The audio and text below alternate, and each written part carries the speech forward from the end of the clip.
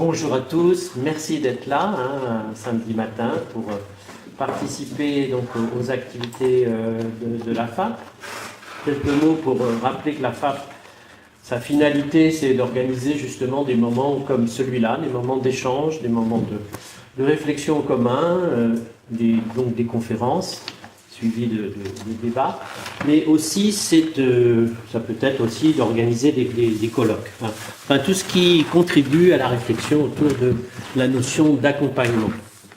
Alors, quelques mots sur ce séminaire, performance durable et responsable. Cet intitulé, donc, puisque je sais que c'était relié quand même évidemment en toile de fond à la question du sport, m'a amené à me remémorer des travaux que j'avais fait à l'époque, en tant à l'époque j'étais en doctorat, sur la relation entre le développement de la production industrielle et la naissance de la notion d'équipe. Et j'étais remonté donc à cette époque-là, j'avais réfléchi sur la période historique du passage de la manufacture à la fabrique. On est au XVIIIe siècle. Et à cette époque-là, ce qui est assez intéressant, c'est qu'on a, dans le même temps du passage de la manufacture à la fabrique, le passage du sport individuel au sport collectif. À l'origine, le sport est individuel. C'est une pratique aristocratique, individuelle. La gymnastique, le cheval, la natation, c'est vraiment une pratique individuelle très aristocratique. Et la création des règles, ou l'invention, on pourrait dire, des règles de sport collectif, des deux sports collectifs, qui vont avoir une grande importance par rapport à notre sujet et par rapport à la notion d'équipe, c'est le football. Les règles du football vont être créées en 1863 en Angleterre, et presque parallèlement, ça commence à naître en 46. Mais en fait, les règles sont fixées en 1871 à Cambridge, le rugby. Vous voyez, vous avez deux sports collectifs qui naissent en même temps que le développement de la production industrielle. Voilà. On voit que cette production industrielle, vous le savez, a été très marquée par le taylorisme, la division du travail, Taylor, qui va développer l'idée que il faut créer une organisation scientifique du travail, et il va développer donc une conception basée sur l'idée qu'il faut étudier le comportement des ouvriers pour ensuite organiser le travail de manière à le diviser, le parcelliser, et donc séparer les tâches en unités les plus simples possibles, puisque, dit-il, l'ingénieur est là pour penser et l'ouvrier est là pour exécuter. Il disait même d'ailleurs que l'intérêt de sa méthode, la division scientifique du travail, était de décharger l'ouvrier de la fatigue de penser. Voilà. Ce qui est aussi intéressant, c'est que naît à cette époque-là, justement, le contrat individuel de travail. C'est-à-dire que le contrat de travail, qui naît d'ailleurs, on pourrait dire dont les prémices naissent à l'époque napoléonienne, mais le contrat individuel de travail va créer d'emblée une contradiction à l'intérieur du développement de ce capitalisme naissant.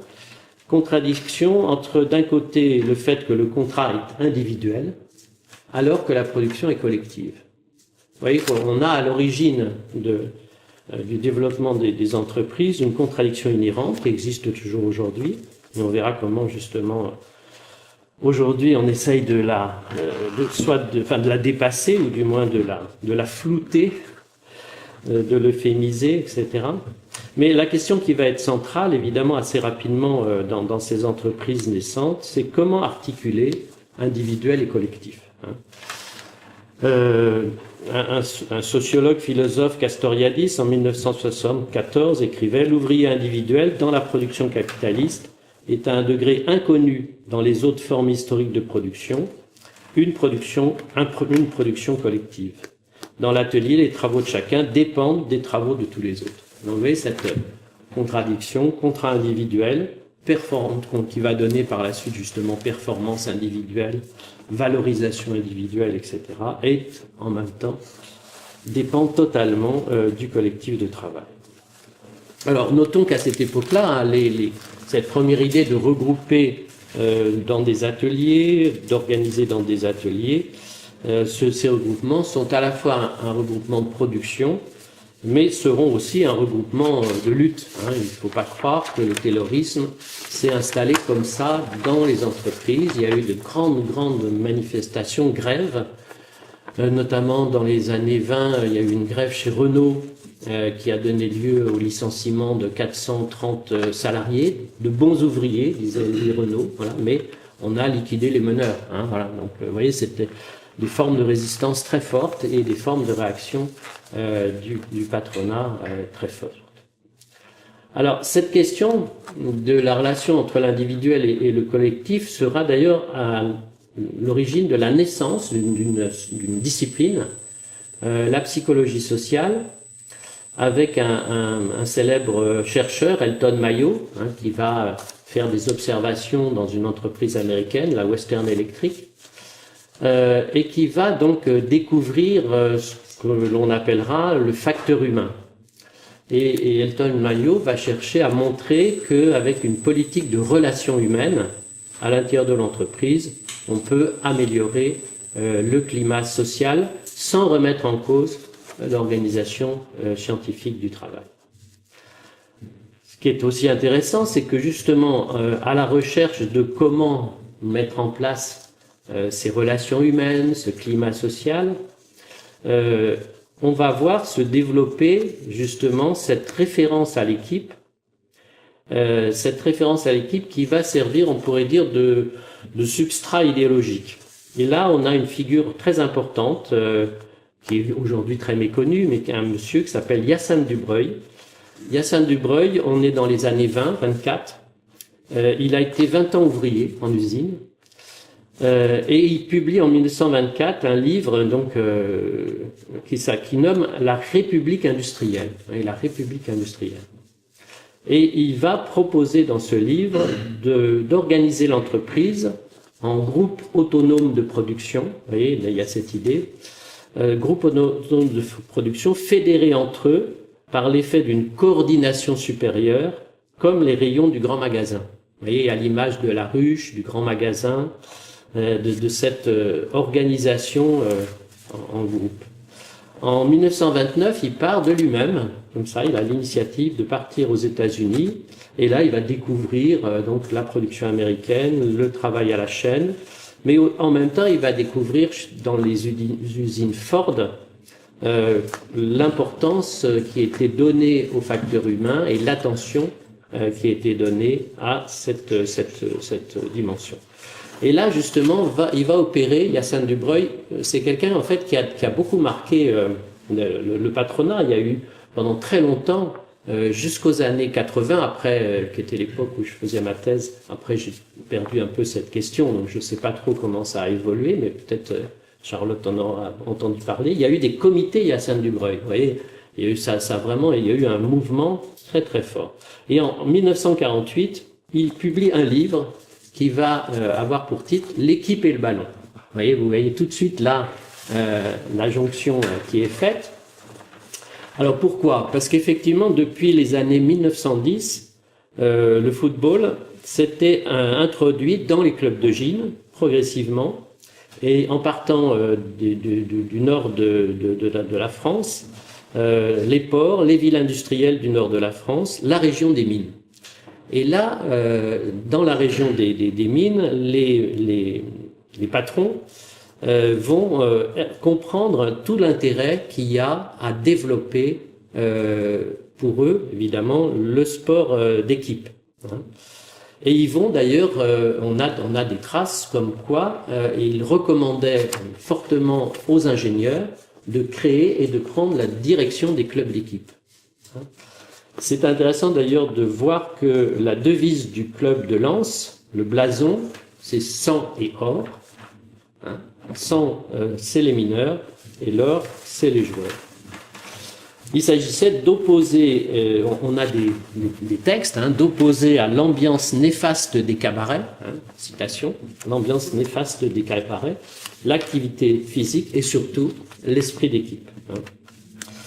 Voilà, donc je voulais, par cette courte introduction, rappeler justement la liaison qui s'est faite historiquement entre sport et entreprise, en tous les cas par cette, voilà, c'est par ce rappel.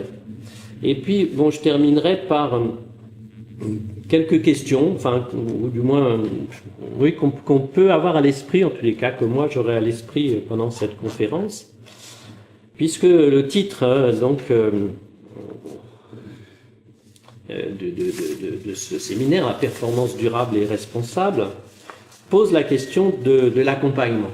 Enfin, puisque évidemment cette conférence a lieu dans le cadre de l'Association française de l'accompagnement professionnel personnalisé. La question pourrait se formuler la suivante, c'est, bon, cet accompagnement vers la performance, bien sûr, ravive la question de l'articulation entre l'individuel et le collectif, dans l'entreprise comme dans le sport, bien sûr, puisque on peut se demander s'il s'agit d'accompagner pour relier ou pour opposer.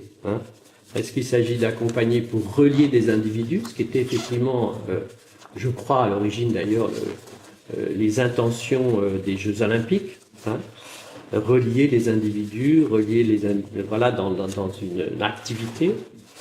Et on peut se demander si aujourd'hui le sport n'est pas allé plutôt du côté de l'opposition de la performance individuelle et de l'opposition à soit une équipe adverse, donc des adversaires, avec quelquefois là, on a le sentiment qu'il y a une transposition de la guerre dans les stades.